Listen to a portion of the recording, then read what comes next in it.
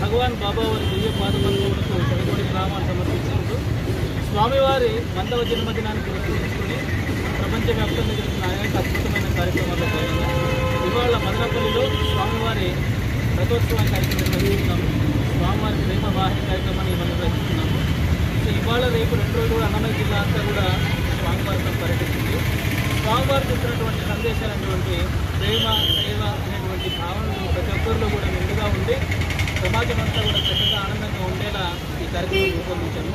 So స్వామివారి అనుగ్రహంతో అన్నమయ్య జిల్లా వాళ్ళందరూ కూడా అదేవిధంగా ప్రపంచవ్యాప్తంగా సుఖ సంతోషాలు వర్తిల్లాలని స్వామివారిని మనస్ఫూర్తిగా ప్రార్థిస్తున్నారు.